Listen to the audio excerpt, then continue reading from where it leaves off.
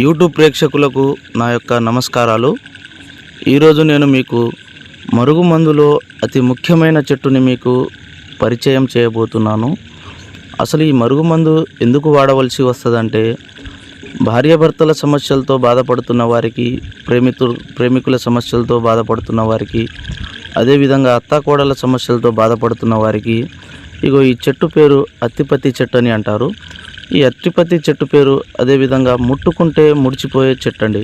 చూడండి, ఈ విధంగా ఈ చెట్టుని ముట్టుకుంటే ముడుచుకుంటుంది. ఈ చెట్టుతో తయారు చేసే మరుగుమందు తినే దాంట్లో కానీ, లేకపోతే వాళ్ళు వేసుకునే బట్టలకు కానీ, చెప్పులకు కానీ, శరీర భాగాన ఎక్కడైనా పూస్తే చాలండి. ఈ చెట్టు ఎలా అంటుకుంటుందో మనిషి కూడా అదేవిధంగా మనిషికి అంటుకొని పోతారండి. ఇది చాలా శక్తివంతమైన మరుగుమందు. చాలామంది మరుగుమందు అని ఏదో ఒక మందు పెట్టి సైడ్ ఎఫెక్ట్కి గురవుతున్నారు. తీసుకునే ముందు చాలా జాగ్రత్తగా తీసుకోండి. ఈ కాలంలో మరుగుమందు కేవలం మంచికే వాడాలి, చెడుకు మాత్రం ఉపయోగించకూడదు. కేవలం మంచికే వాడాలండి.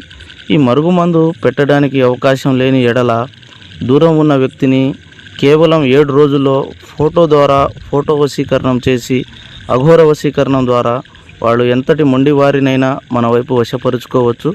ఈ మందు తీసుకునే ముందు చాలా జాగ్రత్తగా తీసుకోండి. సర్వే జన సుఖినో భవంతు.